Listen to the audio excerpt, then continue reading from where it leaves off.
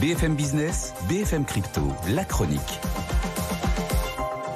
Et on retrouve Antoine Larigauderie depuis Euronext pour les cryptos, la chronique. Et tout d'abord, on a un Bitcoin qui est toujours en lice pour de nouveaux records.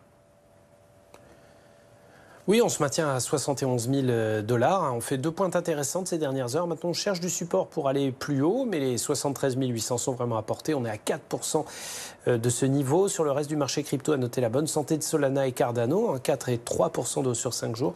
C'est un peu moins actif que le reste du marché quand même. Ether, 3800, on grimpe un peu, mais sans plus. Et puis l'XRP, juste à 52 cents, on bouge très peu.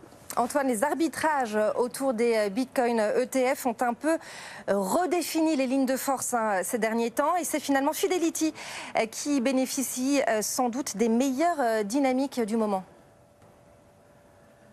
Oui, à force de parler des super géants BlackRock et Grayscale, c'est vrai qu'ils dépassent les 20 milliards d'encours maintenant. Les derniers jours de transactions ont vu l'ETF Bitcoin Fidelity grimper en flèche. Avant-hier, 378 millions de dollars en 24 heures sur l'ETF Fidelity Wise Origin Bitcoin Fund, record absolu en un jour. Derrière, on retrouvait évidemment l'iShares Bitcoin Trust de BlackRock à 275 millions.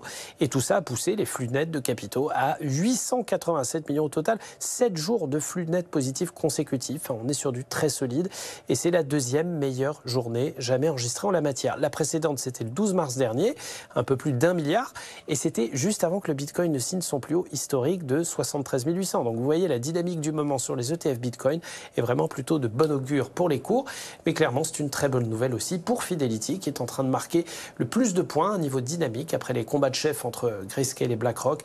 Le petit nouveau à la stratégie pas très claire et le vieux briscard qui a pris tout le monde à revers, mais les arbitrages entre les deux semble un petit peu plus calme, laissant la place à Fidelity. Et ça se voit dans les dynamiques internes du gestionnaire, puisque les flux entrants sur son ETF Bitcoin ont représenté 56% des flux entrants sur ses ETF de manière générale depuis le début de l'année. Merci beaucoup Antoine Larigauderie.